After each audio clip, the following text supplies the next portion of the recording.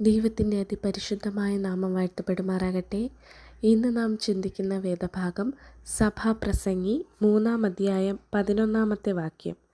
അവൻ സകലവും അതതിൻ്റെ സമയത്തു ഭംഗിയായി ചെയ്തു, നിത്യതയും മനുഷ്യരുടെ ഹൃദയത്തിൽ വച്ചിരിക്കുന്നു. ഈ നല്ല വാക്യത്തെ ഓർത്ത് ഞാൻ ദൈവത്തെ സ്തുതിക്കുന്നു. നമ്മുടെയൊക്കെ ജീവിതത്തിൽ ദൈവം നമ്മെ നയിക്കവേ അനുദിനം നാം ആഗ്രഹിക്കുന്നതിലും നനയ്ക്കുന്നതിലും അത്യന്തപരമായിട്ടാണ് കർത്താവിൻ്റെ കൃപ നാം അനുഭവിച്ചു കൊണ്ടിരിക്കുന്നത്. ആ ദൈവസന്നിധിയിൽ അടുക്കുംതോറും സകലവിധ അനുഗ്രഹങ്ങളാലും ദൈവം നമ്മെ നിറയ്ക്കും എന്നതിൽ സംശയമൊന്നുമില്ല. ഈ വാക്യം നമ്മെ സംബന്ധിച്ചിടത്തോളം, ഓരോ ദൈവ പൈതലിനെ സംബന്ധിച്ചിടത്തോളം അനുഗ്രഹത്തിൻ്റെ വാക്യങ്ങളാണ്. നാം പലതിനെ ചൊല്ലി വ്യാകുലപ്പെടേണ്ടതില്ല. നാം ആഗ്രഹിക്കുന്നതിലുപരി നന്മകളാൽ നിറയ്ക്കുന്ന നമ്മുടെ ദൈവം തക്ക സമയത്ത് തക്കതായ നന്മയെ തരുവാൻ സർവശക്തനാണ്.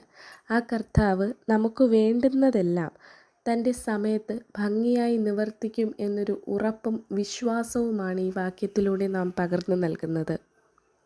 അതുകൊണ്ട് തന്നെ നമ്മുടെ ജീവിതമാകുന്ന ഓട്ടക്കളത്തിൽ ഓടുമ്പോൾ നിത്യത ലക്ഷ്യമാക്കിയുള്ള നമ്മുടെ ജീവിത മുന്നേറ്റത്തിൽ ദൈവത്തിൻ്റെ കൃപ അനിവാര്യമാണ്. അതിനായി ദൈവം നമുക്ക് സദാ സമീപസ്ഥനാകുന്നു. ദൈവത്തിൻ്റെ കൃപയിൽ ആശ്രയിച്ചുകൊണ്ട് അനുദിനം ജീവിത വിജയത്തിലെത്തുവാനും ആ സ്വർഗീയ കൃപയിൽ തക്ക സമയത്ത് നമ്മെ ഉയർത്തേണ്ടതിന് ആ ബലമുള്ള കൈക്കീഴിൽ താണിരിപ്പാൻ തക്കവണ്ണം ഓരോ ദൈവ പൈതലിനെയും ദൈവം സഹായിക്കട്ടെ എന്ന് ആത്മാർത്ഥമായി പ്രാർത്ഥിക്കുന്നു.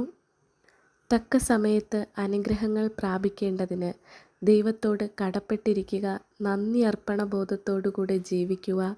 ദൈവം ഉയർത്തുക തന്നെ ചെയ്യും. നമ്മെ ഓരോരുത്തരെയും ദൈവം സമർത്ഥമായി അനുഗ്രഹിക്കുമാറാകട്ടെ. ആമേൻ.